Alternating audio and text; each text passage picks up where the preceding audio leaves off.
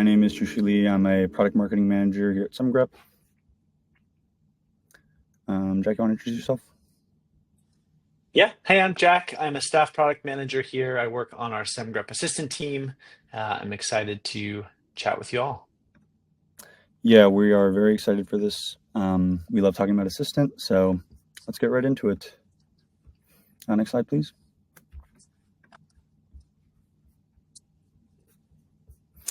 So we're just going to go over the agenda really quick, do a very fast overview of kind of who we are, what our mission is, and then we'll spend the bulk of the time really getting into the weeds, talking about Assistant, how it works, why it's valuable, and share some stories of just some of the value that customers are already seeing who are using Assistant.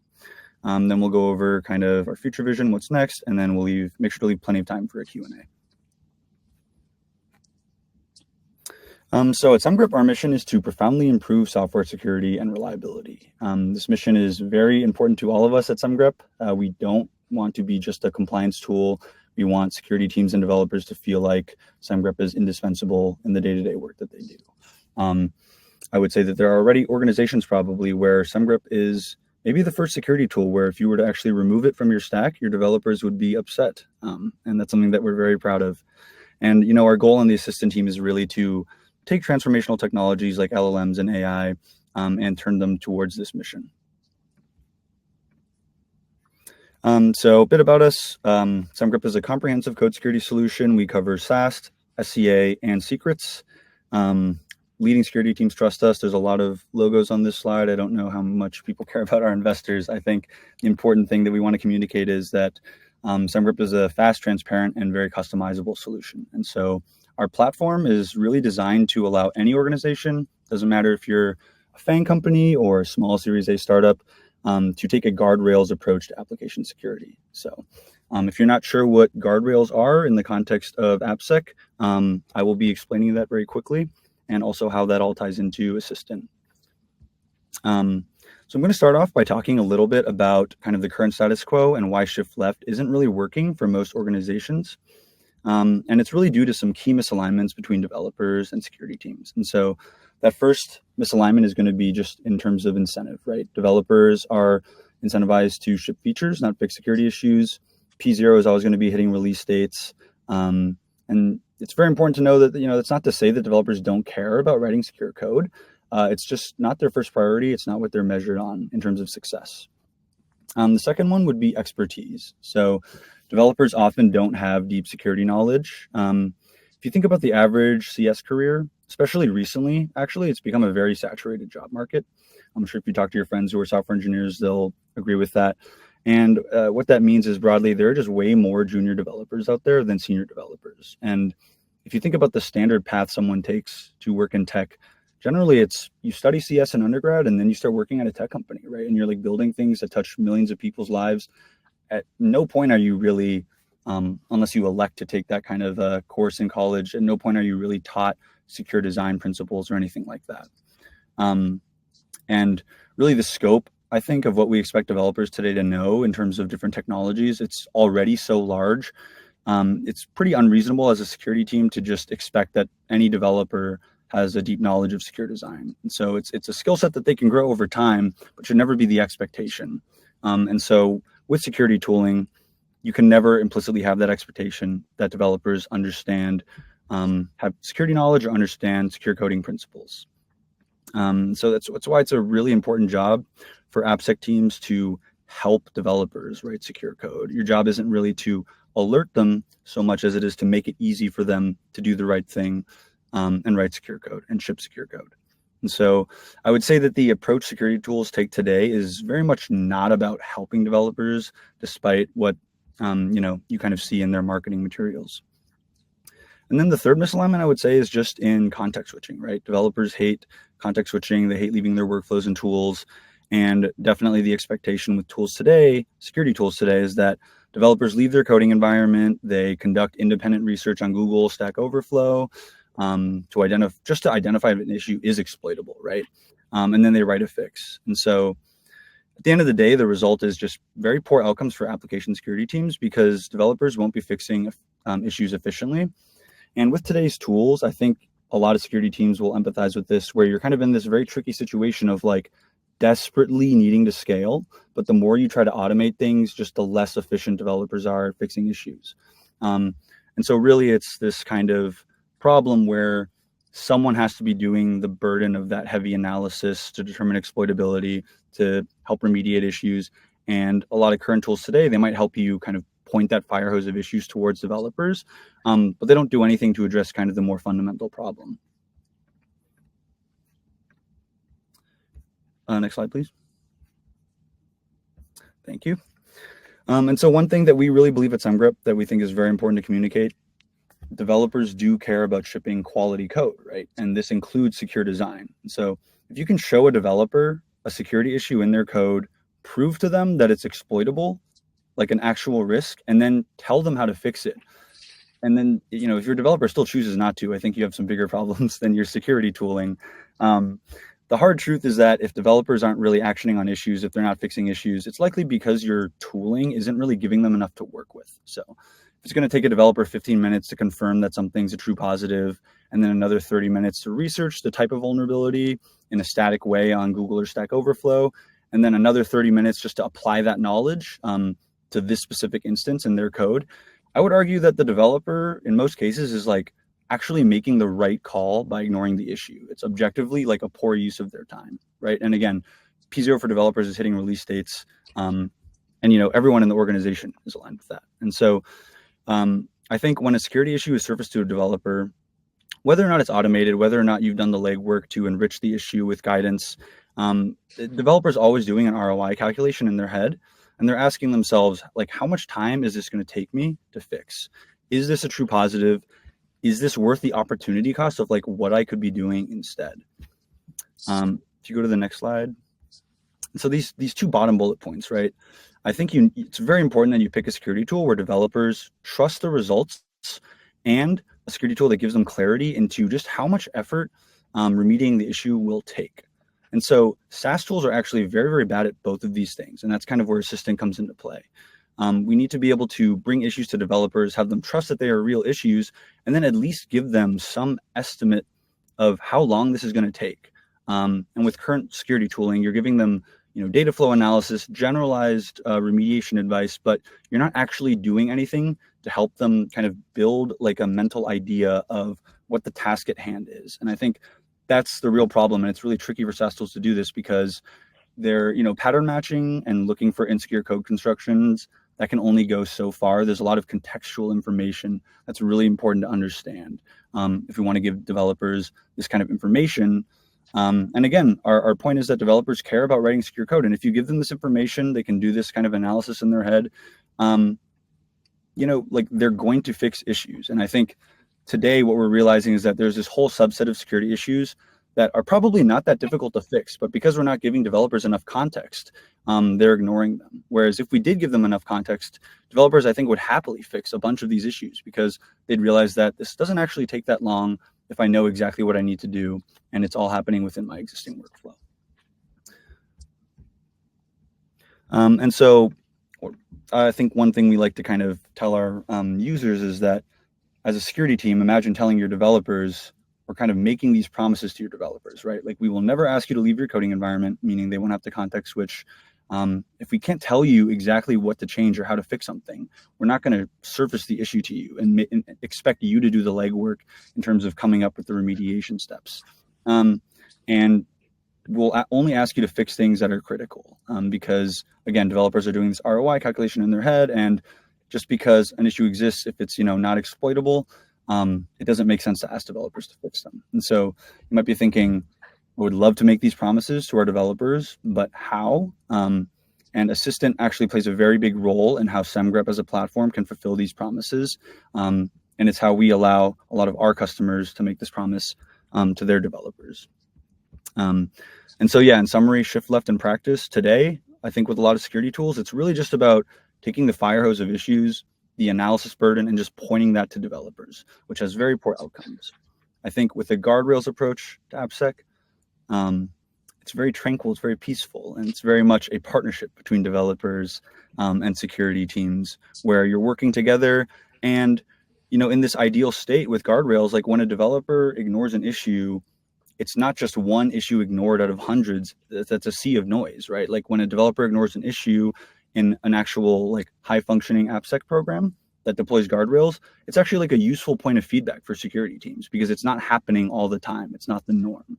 And so that's really the ideal state to get to, where you'll really start to notice compounding returns in the effort you spend on triaging issues. And so, yeah, an overview, secure guardrails pretty much just means we're only trying to show developers real issues. We're going to tell them how to fix it, and we're going to assume that they don't have any security knowledge. So any developer, even a junior developer, will be able to fix the issue. And we understand what to prioritize, what's important, and what is actually tied to real risk. And so, like I said, Assistant is a big part of how we do this because there is a limitation to what basic pattern matching can do. And Jack will kind of get into the weeds here about how Assistant works and how Assistant kind of helps fulfill all these promises and why it plays such a big role in enabling a guardrails approach to AppSec. Awesome. Thanks, Shuji. So let's talk about Semgrep Assistant. As I mentioned, I'm Jack. I'm the product manager working on Semgrep Assistant. When we think about Semgrep Assistant, one of the catchphrases we use is AppSec on autopilot, right? So how do we increase the volume of issues that get fixed while decreasing the amount of time that both AppSec engineers and developers have to invest? And then, how do we make the program get better and better over time? About 2 years ago, two of our engineers said, hey, let's bring AI into AppSec. And so we built a very simple prototype using GPT, I think like 3 or 3.5 at the time. We wrote a blog post about it. It became like our most popular blog post, and it gave us a real indication that like, hey, AI is going to make a big impact on AppSec. And so over the last 2 years, we have worked on kind of productizing those features. And one thing that was really interesting is we went to like a lot of our customers and we said, what are some of the challenges that you face as a team? And what are some of the day-to-day tasks that are routine that you are doing regularly? And it turns out good news for us as a product team was there's a lot of repetition and a lot of the same tasks over and over. So for example, they were spending a lot of time evaluating if something was actually a true positive or deciding amongst hundreds or thousands of potential vulnerabilities, which ones actually matter that we should prioritize and escalate to our developers. They were spending time writing remediation advice, figuring out who should fix something with looking at code owners' files. And then ultimately, if there was any time left, they were spending some time at least trying to tune this system and get better over time. And our philosophy has always been, with AI, we can basically automate a lot of those simple tasks and allow humans to focus on the things that only humans can do. So we'll go into each of these pillars, but these are some of the core jobs that Semgrep Assistant does for our customers. I just want to highlight one thing though. As you can notice, we have a little AI sparkle for each of these features. We don't have any AI sparkle on the Semgrep engine, and that's by design, and it's a very conscious choice. We've done a lot of internal benchmarking on this, and LLMs are not at the point where they can match a deterministic engine like Semgrep in terms of identifying issues. So we know that people do not want black box thinking. They do not want systems that they cannot inspect and understand. And so what we've been very conscious about, AI doesn't fit into the core Semgrep engine, but everything around it. And so that's a core kind of product philosophy that we have, and we'll cover that in more detail. So quick overview of how Semgrep Assistant works. So if you're using Semgrep without Assistant, we have the deterministic Semgrep engine, which finds potential vulnerabilities and then reports them into the AppSec platform. What Semgrep Assistant basically does is it brings in additional context. So things like reading a rule message, reading a CWE metadata, previous assistant decisions. So if a developer has fixed a finding in a certain way, we'll use the code that was part of that fix in future prompts. If an AppSec person has triaged an issue in a certain way, we'll use the triage reason in the future. Basically taking all of that additional metadata and flowing it out into a few different features, which we'll highlight in more detail: auto triage, auto fix, and then component tagging. And then all of that gets surfaced to your AppSec team and developers in their core workflows. So most notably in PR comments and Slack notifications. So a lot of the developers are able to consume this assistant content without ever having to leave their preferred tools. And then also, of course, everything is in the AppSec platform as well. So you can use it as an AppSec engineer there. If we go back to kind of some of Chushi's core ideas around secure guardrails. So one of the first pillars was like, hey, we only want to show developers real issues. So the first kind of core feature of Semgrep Assistant is this feature that we call auto triage or noise reduction. Basically, what it allows us to do is take a deterministic Semgrep finding and look at the code around the lines of code that matched the pattern and grab additional context and prompt an LLM and help understand if something is actually vulnerable or actually something that might be safe to ignore. So you can see an example here where Semgrep Assistant thinks this might be a false positive. This is being surfaced in this particular screenshot in a PR comment. You also have the ability to see this in the AppSec platform. And you can also tell Assistant that we don't want to show developers findings that it might think are false positives. So you can start to ignore those in the PR comment workflow. I think what's particularly interesting here is we do a lot of customer benchmarking, and we have an over 95% agreement rate with Semgrep Assistant's false positive analysis from our customers. We also have our security research team, which we'll talk more about, creating eval sets that we can test against and test and benchmark different models. We also have an over 95% agreement rate with that eval set from our security research team. So the cool thing about this is we're seeing that actually 20 to 30% of the findings that you might be showing developers can actually just be ignored through this kind of false positive analysis. And that's just a pretty significant amount of noise reduction for your engineering team with almost no time invested from the AppSec team. The other powerful thing here is that this gets smarter over time. So as I mentioned, if you're just doing your routine sort of triage that you might do as part of an on-call rotation or something, if you write good reasons for why something might be safe to ignore, Semgrep Assistant is going to use that in future examples going forward. And so this has a big impact on your developers because you're increasing the signal to noise ratio all the time, and it's getting better over time. The second kind of pillar I think Chushi mentioned before was, how do we make sure that we always show developers a fix? If we're going to show them something, let's have a fix included. It turns out that LLMs are really good at reading code and writing fixes for common vulnerabilities that you might see in the wild. So what Semgrep Assistant allows you to do is say, hey, if there's a finding, we almost always have a fix that goes right along with it. I think in over 95% of cases, we're able to create one of these remediation guidances and include it in the pull request. So you go from saying, hey, developer, here's a finding, good luck, to which is kind of more the shift left mentality towards the guardrails thing, which is saying, hey, here's a finding and here's a fix that goes along with it. You get two kind of components to this guidance. So in the PR comment and in the AppSec platform, the developer can read step-by-step instructions for how to fix something. As Chushi was mentioning, it's not necessarily reasonable to expect developers to become experts in all of these different types of security vulnerabilities, but you can actually have kind of a continuous learning program by just turning on Semgrep Assistant, because they're able to start to read these things and understand, okay, this is maybe something I can avoid in the future. The second piece is, where possible, we write a code snippet that the developer can commit in a single click. So we actually are able to have the LLM read the code and write a fix that the developer can just use here very easily. We're seeing some big impact here. So I think we have a 20% reduction in MTTR across the board for customers that are using this.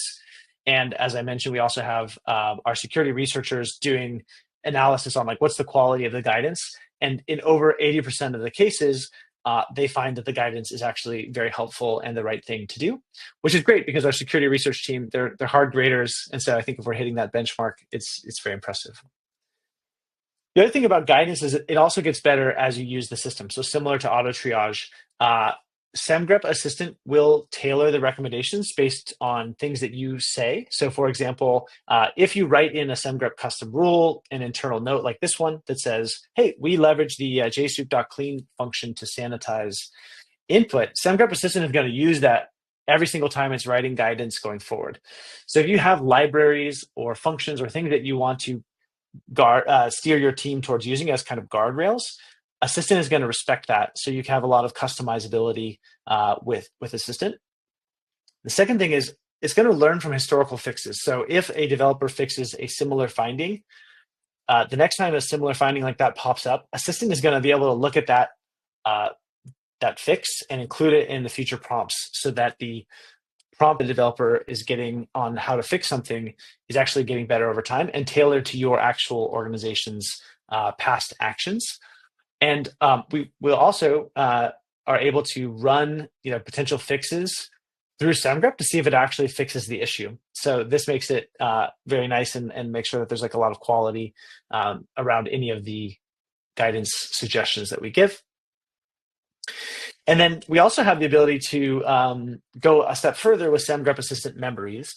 So memories are custom instructions that you explicitly give Assistant that you want it to take into account when it's providing remediation guidance. So for example, if there's certain libraries that you want to make sure Assistant uses, you don't have to even update the rule necessarily. You can also just come in and write a memory. And then in future scenarios, Semgrep Assistant is going to leverage that prompt that you've given it. So again, Semgrep Assistant is always getting smarter and always getting more tailored to your organization's preferred practices. When we talk about what's next and in the future, we're going to expand this even further. One way was maybe possibly reading your security documentation if you have wikis or things like that, using that to create the memory so you don't have to do it explicitly. And then as I'll talk about in our roadmap section, we're going to expand this to auto triage in a pretty big way. So then the third kind of pillar, I think, in our secure guardrails concept is making sure that we are only showing developers important issues. So, and a lot of it has to do with like prioritizing findings. You might have hundreds or thousands of findings, and it can be a little bit overwhelming to know like which things should I focus on first. Well, again, as I mentioned, one of the things that LLMs are good at is reading code and understanding the context. So for all of the findings that Semgrep Assistant analyzes, we will look at the code around the finding and try to understand what is this code doing, and is it something that's high risk or potentially low risk? Examples of things that would be high risk are things relating to PII or payments or user authentication. If we can tell that the code is like relating to one of these high risk areas, you might want to prioritize this or use it in addition to like other things like severity in terms of making a decision about whether to prioritize something. And then also, we can also identify things that might be potentially low risks. Maybe it looks like it's a test script or in a repository that's like only run locally and is never deployed anywhere. We can start to look at those things and tag particular findings there. So in the UI, you can filter for these things when you're deciding what you want to send to your developer. So again, if you go back to that core challenge of guardrails, the fire hose, hey, we're sending tons of findings at our developers. This allows you to be a little more careful with what you're putting in front of your developers based on how likely something is high priority. So those are some of the core like pillars and features of Semgrep Assistant. The impact, though, of course, is all about paying down your backlog and making sure that you're not introducing more findings than you are fixing. And so if you think about the point of AI and AppSec, we're trying to get out of that concept of a doom loop where it's taking 100 years to pay down your backlog because you're introducing more findings than you're fixing. We have reporting in the dashboard that makes this really clear, so you can actually start to see, okay, which things are getting ignored because they're not important. Semgrep Assistant is able to identify that. Which things actually got fixed because of the remediation guidance, and you will start to be able to see and document your backlog shrinking over time. You can also do this by like priority. So we have this concept of priority issue. These are things that are like certain level of severity in the code product or confidence, things that are like, and secrets valid. So if it's secret's a valid secret, that would be more priority than something that's not valid. And then on the supply chain product, is it reachable or not? So we basically have all of these ways to like reduce noise and sort of increase the signal that your developers are going to see. Cool. And so let's talk a little bit about, that's kind of the overview of our features. Let's talk a little about the kind of product philosophy and like how we built Assistant and what makes it unique. So there's 3 pillars to this. The first is we want to be embedded in the key workflows that developers and AppSec are working on. Secondarily, we want to be grounded in security research. And then third, we want to make sure that we're always using the best model for a given task. So As I mentioned before, we tried very hard to think about the workflows for our customers. And we actually asked our users, we said, what would you do if you could hire two more people on your team tomorrow? What would that look like? And basically, we had them list out, okay, these are the tasks that I would do. And those are actually the precise tasks that we've tried to turn Assistant onto. So again, as I mentioned, triaging findings, prioritizing them, identifying fixes, figuring out who should fix it, and so forth. What's I think really powerful about AI is like more than just hiring two people. It's like hiring 10 or even 100 people. You're able to like analyze a volume of findings that you just could not do with only human effort. And again, this frees you up as an AppSec engineer to work on the things that only you can do, like a particularly gnarly issue or something that's like more high leverage for your time. And so you don't have to be doing these things. Ultimately, the core idea behind Semgrep Assistant is developer productivity. So how do we increase the number of findings that get fixed and the security posture, while also making developers spend less time having to think about all this? So it's kind of a funnel type experience. If you think about, you have Semgrep Pro engine at the top. This is kind of a world-class engine for determining findings. Assistant then runs a layer on top of that and says, okay, which can we ignore as probably safe to ignore because it's being mitigated in some kind of way in the context. So we have a list of true positives. Again, we take the AI contextualization and we can say, all right, these are the ones that are important because they're in important repositories or important parts of the code base. And then 100% of those get auto fixes or fix suggestions included. And so you go from this place of like, hey, we've got a lot of noisy findings all the way down to this very narrow funnel of, hey, these are the things that matter. And we actually have fixes available. So it becomes very easy to fix them. So ultimately, the vision is how do we fix 100% of the findings that we put in front of our developers? The second pillar around this is being very grounded in security researchers. So this is our security research team. Some of them are dinosaurs, some are humans, but we have a really wonderful team here that spends a lot of time thinking about security. Before we send any feature to our customers, they are reviewing to make sure that the quality is at the level that we want it to be. So we have like a concept called Triage Tuesdays. So on Tuesdays, some of the security research team will come and rotate in and review some of the remediation guidances or review auto triage and give notes so we can get better over time. And so, as I mentioned, as we're always creating benchmarks for, okay, what's the quality bar we want to hit? We leverage this team very extensively in terms of how we're implementing our features. And then in addition to security researchers, we also get a lot of feedback from our users. So in PR comments, you can give a thumbs up. In the app, you can say, yes, I agree, I disagree with that AI-generated guidance. We have seen a very strong sort of set of metrics from our customers here. So we already have over 1,000 organizations using Semgrep Assistant. When Semgrep Assistant says something's a false positive, we get a 95% agreement rate with that. That's from our users, which I think is kind of telling that it's pretty high quality in terms of what it's able to do. We also have some benchmarks around mean time to resolution. So we want to make sure that people are fixing things faster. That's how we benchmark that we're doing better with remediation guidance. And here's just a couple quick quotes from our customers that are using it. I like to just highlight a couple of things. First is from Fanta. There are times when Assistant just felt magical. It's very qualitative, but we hear this quite a bit. When you can actually deliver a high quality fix in a pull request, it just feels incredible. And so we've had a lot of customers give very, very positive qualitative feedback. And then from Thinkific, it's all about fixing things faster. So when you have a finding with a fix, it's just so much more likely the developer is going to just take the time to fix it right then and there. So you're not introducing new things into your backlog. You're actually starting to avoid things from getting there in the first place with secure guardrails. Third and final pillar, this is kind of new, is we just want to use the best tool for the job. So in particular, we started with OpenAI for a lot of our initial features. We're always benchmarking though and seeing like when the new models come out, are there different models that perform better at different tasks? So very recently, our research division of our AI team found that Llama 3 performs particularly well on the component tagging task. And so when we find out stuff like that, we plan to publish that on our blog, but then also make that something that you can select into in the product as well. So you can use the best model for any particular job.